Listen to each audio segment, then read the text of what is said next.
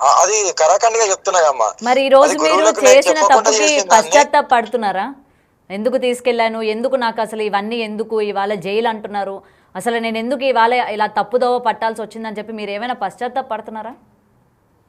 పశ్చాత్తాపం అని కాదు, నేను ఏమనుకున్నా అంటే ఎవరైనా సాధన నేర్చుకుంటే వాళ్ళ భవిష్యత్తు బాగుంటది కదా అని నేను ఆలోచించా. బట్ ఇలాంటివి వెళ్తాయని తెలియదు కదమ్మా. బట్ దేనికైనా సిద్ధం తల్లి, ఓకేనా? దేనికైనా చట్టబద్ధంగా వాళ్ళు ఏ చర్యలు తీసుకున్నా ఐఎమ్ రెడీ. అలాంటి అందులో ఎలాంటిది సందేశం లేదు. నేను గురువులకు చెప్పాను, నేను చేసిన మిస్టేక్ నేనే అనుభవిస్తాను అని చెప్పాను కూడా. మరి ఇప్పుడు ఇంత జరిగిన తర్వాత మళ్ళీ ఇంకెవరైనా సరే మీ దగ్గరికి సాధన నేర్చుకోవడానికి వస్తాము అని అంటే ఏం చెప్తారు మీరు? అంటే మీ సమాధానం ఏంటి? మీ అడుగు తల్లిదండ్రులను ఒప్పించుకొని రావాలి. తల్లిదండ్రులు వాళ్ళు ఒప్పుకోలేకపోతే మేమేమి చేయలేము, మా దగ్గరికి రావద్దు కూడా. యా, ఇది ఓపెన్ గా, ఇంకా ఇది కరాఖండిగా చెప్తున్నాను, తల్లిదండ్రులను ఒప్పించుకొనే రావాలి. Yeah, okay. మళ్ళీ మీకు ఏమైనా ఇప్పటికైనా ప్రజలు అర్థం చేసుకోండి. ఇంకెప్పుడు నా గురించి, నా దగ్గర వర్షిని గురించి ఎవరు ఎత్తద్దు దయచేసి. నేను నా పోరాటంలో, నా పూజలలో, నేను నా దీక్షలో, నా సాధనలో నేనున్నాను. ఇది ఇక్కడికి ఎండ్ అయితే బాగుంటది అని అనుకుంటాను. త్వరలోనే పోలీస్ స్టేషన్ కి వస్తాను. అప్పుడు మీరు కూడా రావచ్చు తల్లి, మీరు కూడా వచ్చి అక్కడ ఏం జరుగుతుందని చెప్పొచ్చు. ఇంకొకటి విష్ణు వల్ల ఆపద ఉందని చెప్పారు. రేపు పొద్దున అమ్మాయికి ఏదైనా ఇట్లా ఆపద కానీ వస్తున్నట్లు మీకు కానీ తెలిస్తే మీరు కాపాడే ప్రయత్నం ఏమైనా చేస్తారా? అప్పుడు కూడా నాకు వద్దులే అని చెప్పి వదిలేసే ప్రయత్నం చేస్తారా? అమ్మా, అది అది అది వాళ్ళ వ్యక్తిగతం అమ్మా, ఓకేనా? నేను ఆడపిల్లల గురించి పోరాడుతున్నా కాబట్టి 100% ఏదన్నా చాలా పెద్ద ఇది జరిగితే ఆ అమ్మాయికి ఇంకా ఏదన్నా ఫర్దర్ గా ఆ అమ్మాయి ఇంకా లేదు నా జీవితం నాశనం అయిపోయింది అని కంపల్సరీ పోలీస్ స్టేషన్ కి వెళ్ళడం, అక్కడికి వెళ్ళడం అయితే నేను ఆల్రెడీ ముందే చెప్పాను కదా అని అప్పుడు నేను రియాక్ట్ అవుతాను. అప్పటిదాకా నేనేం రియాక్ట్ అవ్వనమ్మా. అది వాళ్ళిచ్చి వాళ్ళకి తెలిసి వస్తుంది, త్వరలోనే కూడా తెలిసి వస్తుంది ఎవరు తప్పు ఏంటన్నది తెలుస్తుంది అంటారు. అయితే భగవంతుడు కంపల్సరీ చూపిస్తాడమ్మా. ఏదో మనకు ఆపర్చునిటీ వచ్చింది, ఎవరో ఆశ పెడుతున్నారు అనేది కాదు. ఆల్రెడీ తెలిసిపోతుంది అందరికి వాట్ ఈస్ ద వాట్ అనేది, ఎవరు ఆశ పెడుతున్నారు ఏంటిది అనేది తెలిసిపోతుంది. దాన్ని బట్టి వాళ్ళు చేంజ్ చేయడానికి, వాళ్ళ గుప్పెట్లో పెట్టుకోవడానికి చూసుకుంటారు, తప్పదు. కొందరు పడనోళ్ళు ఏం చేస్తారంటే నువ్వు రాశి కూడా ఇయ్యద్దు అని చెప్పడం కూడా జరుగుతుంది కావచ్చు, చెప్పలేము. అది ఆమె వ్యక్తిగతం. ఆమె నిజంగా జెన్యున్ గా ఉంటే ఆమె ఏంటనే ఆమె ప్రూవ్ చేసుకోవాల్సి వస్తుంది. మరి నిన్న మీరు అన్నారు వాళ్ళ తండ్రి ఏవైతే రుజువులు ఇప్పించాలి, మంగళగిరి రావాలి అని చెప్పారు. మరి మీరు ఇప్పుడు మంగళగిరి రావడం అన్నది ఆపేస్తారా, లేకపోతే ఏంటి? వస్తారా? మిమ్మల్ని మీరు రుజువు చేసుకునే ఛాన్సెస్ అమ్మా, నేను వెనక్కి అడిగేనమ్మా. ఇలాంటి చిన్నాటికి వెనక్కి అడిగేస్తే ఇంకెందుకమ్మా. ఇప్పుడు నేను ఎంత పెద్ద సాధకుడైనా, ఎంత పెద్ద అఘోరైనా, ఎంత పెద్ద నాగసాధు అయినా నేను ఒకటి చెప్తానమ్మా. అందరూ ఎలా భావిస్తారంటే 90 మంది నిన్ను మొక్కేటోళ్ళు, నిన్ను ప్రేమించేటోళ్ళు ఉంటే 10 మంది నిన్ను విమర్శించి తిట్టి కొట్టేటోళ్ళు ఉంటారు. వాళ్ళని కూడా తట్టుకొని బయటకు వస్తున్నావు అంటే వాళ్ళని కూడా తట్టుకునే శక్తి ఉంటేనే బయటకు వచ్చి పోరాడాలి. లేదంటే హిమాలయస్ లో చెట్ల కింద పుట్ల కింద గుళ్ళల్లో ఉండాలి. ఇది ఏంటి, 10 మందిని తట్టుకునే శక్తి ఉండాలి. 90 మంది నీ దగ్గరికి వస్తారు, ప్రేమతో మాట్లాడతారు, మొక్కుతారు, ఆశీర్వదిస్తారు, నీ దగ్గరికి వెళ్ళి పూజలు చేపించుకుంటారు.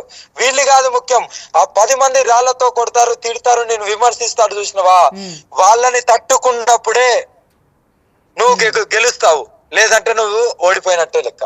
వాళ్ళని గెలుస్తాను నేను ఆ 10 మందిని గెలుస్తాను. విమర్శించే వాళ్ళని, తిట్టే వాళ్ళని, కొట్టే వాళ్ళని గెలుస్తాను. నా ఇంకా మీకు అర్థం కాలేదనుకుంటామ్మా. అర్థమైందో అర్థం కాలేదో, ఎన్ని ఎలిగేషన్స్ వచ్చినా, ఎంత ఏమైనా సరే ఒక్క అడుగు కూడా వెనక్కేయలే, ఒక్క అడుగు కూడా ముంగడికి వెళ్తూనే ఉన్నాను. ఇప్పటి కూడా వెళ్తాను. నేను ఆ 10 మంది గురించి ఆలోచిస్తాను. ఎవరైతే 10% మంది ఏదైతే బ్యాడ్ గా ఆలోచించి బ్యాడ్ గా నెగిటివ్ గా చూస్తారో ఆ 10 మందిని ఎలా తట్టుకోవాలి అని ఆలోచిస్తాను తప్ప. నాకే కాదు, ఎంత పెద్ద సాధకుడైనా, ఎంత పెద్ద గురువు అయినా తిట్టేటోళ్ళు ఉంటారు, విమర్శించేటోళ్ళు ఉంటారు, అది కామన్. దాన్ని తట్టుకునే శక్తి కూడా ఉండాలి. అప్పుడే నీ సాధన లక్ష్యం అనేది కనబడుతుంది. అండ్ ఇప్పటి వరకు సాధకుడి లక్ష్యం అండ్ ఇప్పటి వరకు కూడా మీకు ఒక్కలైనా పాజిటివ్గా ఉన్నారు అంటే వర్షిణి అని అనుకున్నారు. ఇప్పుడు ఆవిడ కూడా ఈ విధంగా మాట్లాడేసరికి అంటే మీరు ఎలా తీసుకోగలుగుతున్నారు, ఏంటి, ఏమైనా బాధపడుతున్నారా? అంటే మీ మాటల్లో అది తెలుస్తుంది. యా అమ్మా, ఫర్దర్ గా ఏంటి అనేది నేను పోలీస్ స్టేషన్ కి వచ్చిన తర్వాత తెలుస్తుంది అమ్మా. అంటే ఆమె ఎవరైతే వాళ్ళ తల్లిదండ్రులు పెట్టారో మిస్సింగ్ కేసు ఉన్న కిడ్నాపింగ్ కేసు, ఆ మిస్సింగ్ కేసు కిడ్నాపింగ్ కేసు భగవంతుని తెలుసు, ప్రజలందరూ చూశారు కూడా. అది వాళ్ళ డిసిజన్ మీద ఆధారపడి ఉంటదమ్మా. దేనికైనా ఐ హావ్ టు ఫేస్, నేను ఫేస్ చేయడానికి రెడీగా ఉన్నాను. నేను వెనక్కి అడిగి వేయలేను. అందుకే చెప్తున్నా కదమ్మా, 10 మంది చెడ్డ వాళ్ళని తట్టుకునే శక్తి ఎప్పుడైనా నెగ్గుతాడు. అది ఈ రోజు కాకపోయినా రేపైనా సాధకుడు నెగ్గాల్సిందే. సాధకుడి లక్షణమే అదే అమ్మా. మంచోళ్ళకి ఎప్పుడు దగ్గర తీయడం కాదు, చెడ్డోళ్ళని కూడా తట్టుకున్నప్పుడే సాధకుడు.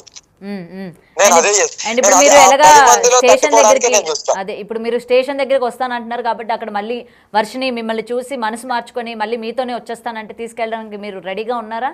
వాళ్ళ కుటుంబ సభ్యులు పర్మిషన్ వాళ్ళ తల్లిదండ్రుల పర్మిషన్ తీసుకుంటే 100% అమ్మా. తల్లిదండ్రులు అమ్మా పర్లేదమ్మా తీసుకెళ్ళు, సాధనిప్పి వారానికి నెలకి 2 రోజులు రమ్మని అని అలా వాళ్ళు ఒప్పుకోవాలమ్మా. ఇప్పుడు ఆ పిల్ల డిసిజన్ ఏమీ లేదు, వాళ్ళు ఒప్పుకోవాలి, వాళ్ళ అమ్మ నాన్న ఒప్పుకోవాలి, అంతే. అదే ఎప్పుడు వస్తున్నారండి మీరు? యా అదే అమ్మా, ఇప్పుడైతే నేను ఢిల్లీకి దగ్గరలో ఉన్నాను. హరిద్వార్ వెళ్ళి, హరిద్వార్ లో దర్శనం ఉన్నది. ఆ దర్శనం చేసుకొని ఒక పూజ ఉన్నది. ఆ పూజ చేసుకొని నేను అప్పుడు ఇంకా ఏ జ్యోతిర్లింగం ఉన్నాయని అవి దర్శనం చేసుకొని మాక్సిమం ఒక 10 days పడుతుంది అమ్మా. ఓకే. అండ్ ఫైనల్ గా ఏం చెప్తారండి మొత్తం ఇదంతా కూడా? అదే అమ్మా, నేను ఏమంటున్నాను, వాళ్ళు ఎక్కడున్నారు ఏంటిది అనేది దయచేసి నన్ను అడగద్దు. నేను దేశమంతా తిరుగుతూ ఉంటాను, ఒక చోట అని కాదు. ఒక చోట కూర్చోలేను, ఒక చోట ఉండలేను కూడా. త్వరలోనే కూర్చోబోతున్నా, అది వేరు. కానీ ఇప్పటిదాకా అయితే, ఈ సెకండ్ దాకా అయితే నేను ఎక్కడెక్కడ 3 రోజులు కాశీలో ఉన్నాను. ఇప్పుడు హరిద్వార్ లో 1 రోజు ఉంటాను. తర్వాత మళ్ళీ వేరే జ్యోతిర్లింగాలు దర్శనం ఉన్నాయి, ఇంకో 3 జ్యోతిర్లింగాలు ఉన్నాయి, అవి దర్శనానికి వెళ్తున్నాను.